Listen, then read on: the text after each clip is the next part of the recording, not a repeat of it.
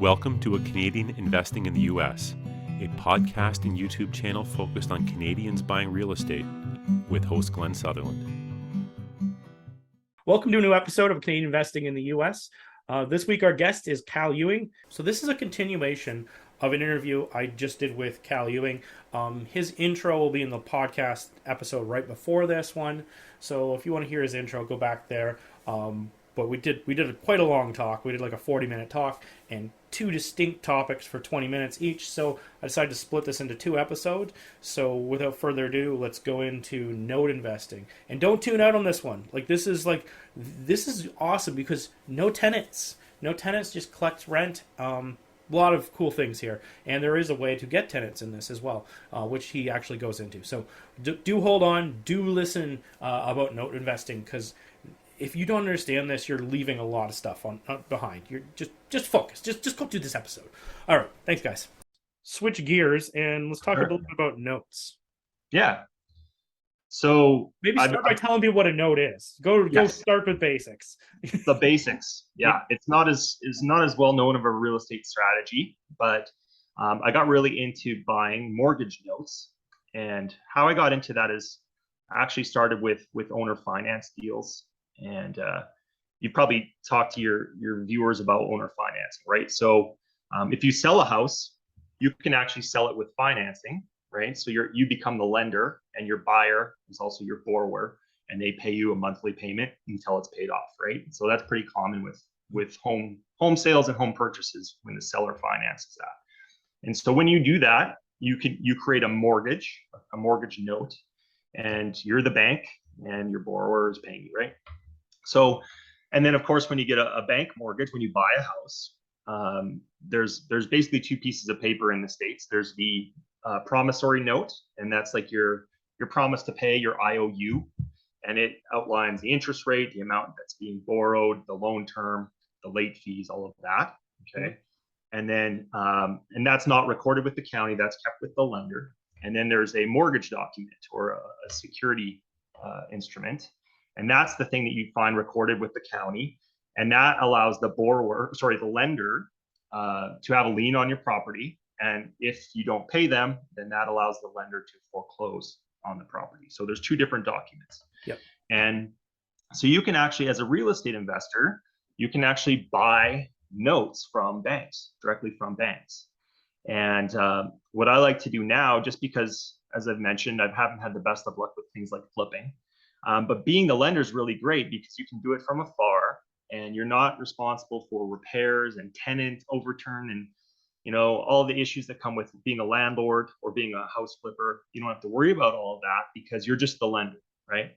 So if your toilet breaks on your own home, you don't call TD or CIBC, whoever your mortgage is with, and say, "Hey, my toilet's broken, come fix it," right? CIBC is going to laugh at you.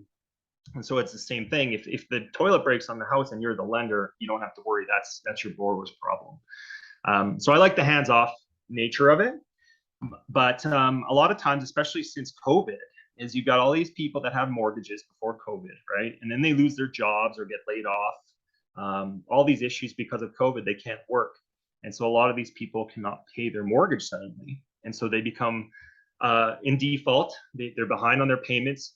And the lenders don't like it, right? The lenders they're in business not to take back properties and own property and foreclose. They hate that. Yep. They just want to lend money and get interest back. So you can actually approach these banks, and they will sell what's called a non-performing note to anyone, the general public. And a non-performing note is simply a mortgage that the borrower has stopped paying for at least 90 days. So they're behind. Yeah. And a lot of times the banks, in order to get them off their books, they'll sell these notes at really, really steep discounts. So we're talking 40, 50, 60 cents on the dollar. So just an example, let's just say there's a mortgage and the amount that's owing on the house on that mortgage is 100,000. Okay. And the borrower's not paying, maybe it's for a year because of COVID, say. Yeah. So they're behind. You can actually, in some cases, buy that note for 50,000. So you're now the bank, and that borrower owes you 100 because that's the amount owing on the mortgage, but you only invested 50,000, right? And so the number one goal is to get them paying again if you can. And it's really just reaching out to the borrower, assessing what their situation is, and if it's because of COVID and maybe now they're working again finally, but they're a year behind and they have no way of digging out of this hole that they're in, right? Well, if you can get them paying consistently for 12 months, then you can actually sell that note again as a performing note if it's got 12 months worth of payments. You can sell it for like 70, 80 cents on the dollar to a hedge fund or another investor. So if you paid 50 and a year later you sell it for 80,000, that's a nice spread. Plus you've had a year of payments because that borrower is now paying you again. So you've got that cash flow coming in. Or if you just want long-term cash flow, you don't have to sell it. You just get them paying again. And since you're in for 50 cents on the dollar, if it's a 5% interest rate, but you're in for half the amount on the note, then that's like what 10 or more percent that you're making in return in cash flow. And then the other strategy is repeat that for me. Repeat that last one.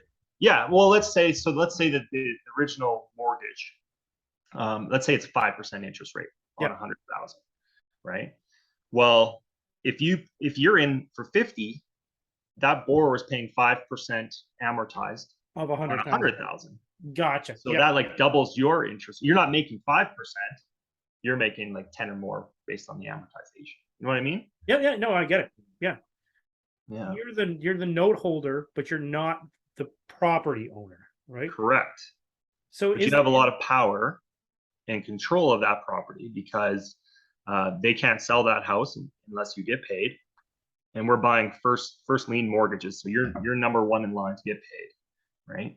So they have to pay off that full amount, that 100,000, say, if they want to sell the house. Yep. So let's say they sell in a year, you're getting 100,000 back, not 50, right? That you paid for the note. Yep. And then the other option is because they're behind on their payments, maybe they're still unemployed. There's just no way that they're going to start paying. Well, you can negotiate with them. It's called a deed in lieu of foreclosure. Another word for that is cash for keys. So you could say, hey, Mr. and Mrs. Borrower, like this is obviously not working for you. You're still unemployed. We can avoid you having to go through a foreclosure, which is going to affect your credit in a really bad way for the next 7 years. What if we just paid you, $5,000 or something like that to move out, get a deposit on a place to rent, and then you can get back on your feet. In exchange, you deed us the property. And so in that case, now you now own a piece of property that's worth, maybe it is worth 100,000, say. And again, now you can fix and flip it and sell it. You can put a tenant in. You can owner finance it and get a new note with a new borrower. You can sell it as is, just get a realtor, whatever. There's so many strategies. So many options. Yeah. Do you ever? And then the last, what's that? Yeah, was that the last option? Yeah, the last option is foreclosure. Yeah. And so in that case, what you would do is you just call a local attorney that handles foreclosures in that state and say, look, I want to commence foreclosure. They would basically do all the work for you. They know the rules in that state. So they would just do all the procedure to foreclose, and then they'd sell it off at the foreclosure auction, depending on how long that is required in that state. That makes sense. I wrote a bunch of questions down as we were going, right? Sure. So if you're coming in the bank, I'm going to guess that you don't want to actually be collecting the money, right? So do you involve like a note servicing company? And what rate does a note servicing company? And what is a note servicing company? Good question. Yeah, always. I am not a good bookkeeper. So yeah, you definitely want to get a good note servicing company. And what they do, they manage the loan for the lender. So they're the ones that are reaching out and collecting payments from the borrower. They're distributing the payments to you. They would even make sure that there's an escrow collected to pay off the taxes each year, pay the insurance policy. They're going to be reporting monthly as a loan statement to the borrower and to you, so you know exactly where the loan's at all times. They're going to implement late fees and all of that. They're going to basically just keep track of all the bookkeeping for you. And then that way, when you sell the note, if you ever want to sell it, you've got full books, because that's what the buyer's going to want to see. So you've got full accounting of the history of that note. Awesome. And it's only like, I don't know, it's usually only about $30 to $50 a month. And typically that's going to be paid by the borrower, not you. Oh, okay. I was thinking that the lender would have to pay that because I use note servicing companies all the time, but I'm paying notes. And I'm like, Uh, I know, maybe it's built into my fee. Like, I just Maybe, don't. yeah. Yeah, perhaps. Um, Mhm. okay, I was going to ask you how much it was per month. That's perfect. Um, so you said before you can buy these from the bank. I'm guessing that you don't just walk into a Wells Fargo and say, I want to buy some notes. Is there a specific department to call, or how do you do that? How do you actually get a Yeah. hold of what notes they have that aren't performing? When I started investing in the US, I did it by myself and had to go through the growing pains of doing that. GlennSutherland.com/coaching. A 12-week coaching program done 1 hour per week over Zoom from the comfort of your own home. Classes are kept to 5 people to be able to answer everyone's questions. Shortcut the process. Make fewer mistakes. Curriculum available at GlennSutherland.com/coaching. Good question. So the big, huge banks, you're probably going to get nowhere with them, like your Wells Fargo's and Chases and that kind of thing. But there's literally thousands of smaller banks out there across the U.S. And so you're looking. Typically, there's a few different job titles you can look for when you're calling the banks, or even LinkedIn is a good place to find them.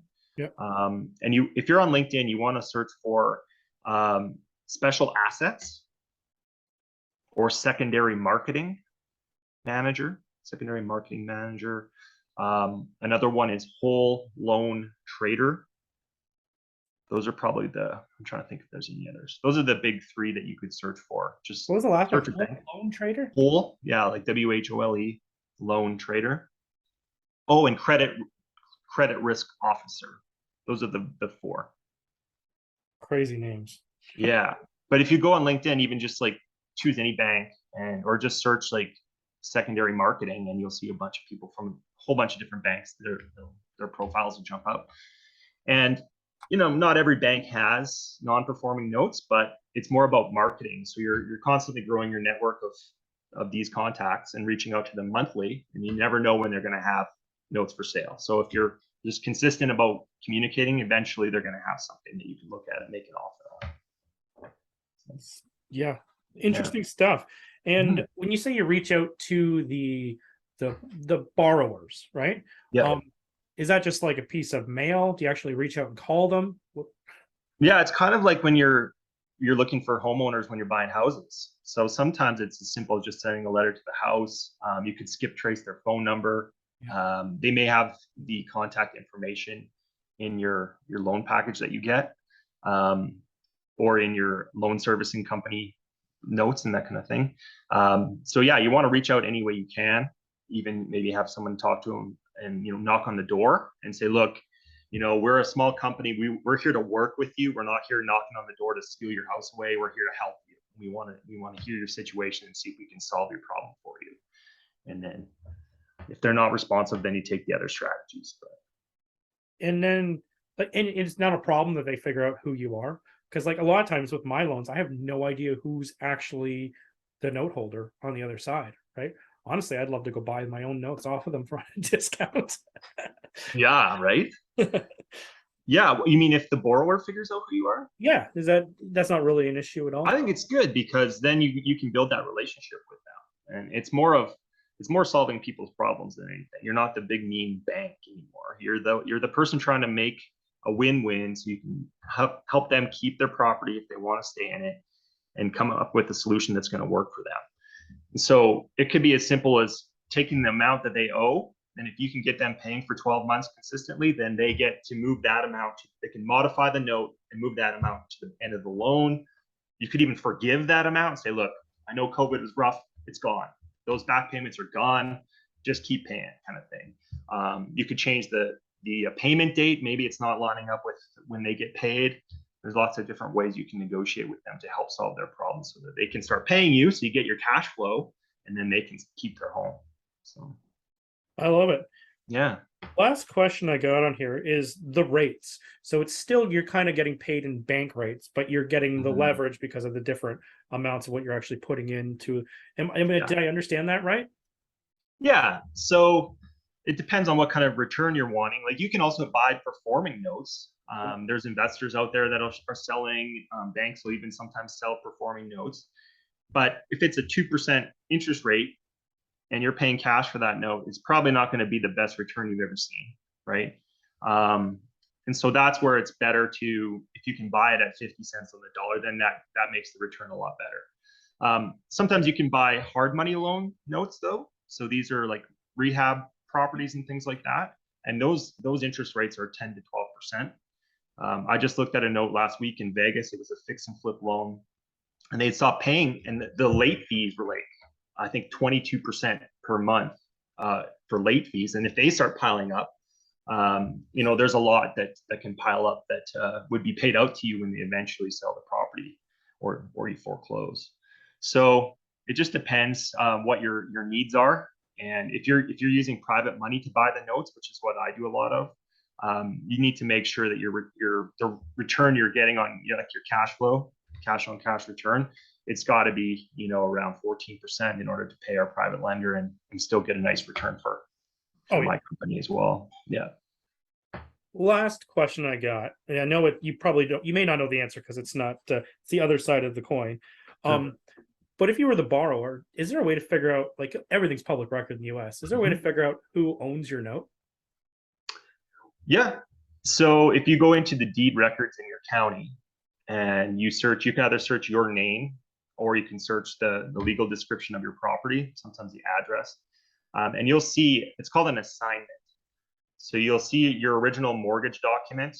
Yeah. And then over time, you might see what's called an assignment. And that's where your lender has sold your note to another bank, or it could be someone else like me, right? And you'll see that transaction, and you'll have the bank name or whatever entity now owns that note. And so some loans will be assigned like 5 times in a 10-year period or something like that. So you'll see multiple assignments, and it's just that last assignment, the most recent one, that's who owns your note. That makes interesting. Sense. Yeah. Because I was always thinking it'd be pointing me towards the servicing company or something like that. Sometimes it will, but then again, you can always call the servicing company. Yeah, maybe I'll just ask. Owns it as well. Yeah, yeah. Because you like if you're gonna go do a payout because you're gonna sell a property, you just call them and they figure it all out and pay off how much it would be. You'd be like, maybe I could just negotiate directly and just find a win-win anyway. Yeah. Cool. There's a lot of stuff there. Like, I almost think we should split this into 2 episodes. Yeah, we might need to. Cal, before I let you go, anything else I should ask you about notes? And then I'll ask you about your company after that. But anything I should ask you about notes, or anything I should ask you about? Well, I guess we're done with the wholesaling part. But anything else I should have asked you? Yeah. I just think like right now is going to be we're heading into a great opportunity because of both COVID, and we've got possible recession, we've got high inflation. So it's going to be really hard for people to make their mortgage payments, right? Groceries are crazy, gasoline's crazy. And now we've got interest rates that are just hit 7%. So life's getting tough for all of us. And there's going to be a lot of people that aren't going to be able to make their payments, right? So there's going to be defaults on mortgages. So not only is it going to be a good time to buy foreclosures, right? That's going to be happening. We're going to see that. But it's also a great time to buy notes from banks because these banks don't want them on their books. And so if they can just get rid of them and unload them, they're winning that way. And so there's a great opportunity for you to buy notes, as I'm saying, or even do things like subject to, where you find these borrowers and say, look, you're behind on your payments. I'll buy the property, but we keep the loan in place and we'll just start making payments on it. That's another strategy. So I think right now in the next year or two is going to be so much opportunity for all of those kinds of strategies. Awesome. Yeah, no, it's got me even thinking, I'm like, I'm going to reach out to my bank. Yeah, definitely. I deal with a little tiny bank, right? So why not? Why not? Yeah. Yeah, just you could even call their head office and just ask for those positions. Say, like to talk to someone in secondary marketing or special assets, and usually they'll know what you're talking about. Yeah. Well, the one branch manager I talk to on the phone all the time, so I'll just bring it up in a casual conversation. Yeah. Well, they may not know if it's just I guess a branch manager, but if it's just the clerk at the desk, they might not know. Yeah. Cool. Before I let you go, how do people contact you? How do they reach out to you? They want to learn more about note investing. They want to learn more about wholesaling. What's the best way to do this? Probably the best way. I have a Facebook group as well. If you just search real estate wealth creators on Facebook, that's one way. You can also contact me. It's cal@calewing.com. So you can just email me that way. Those are probably the two easiest ways. Awesome. Well, Yeah.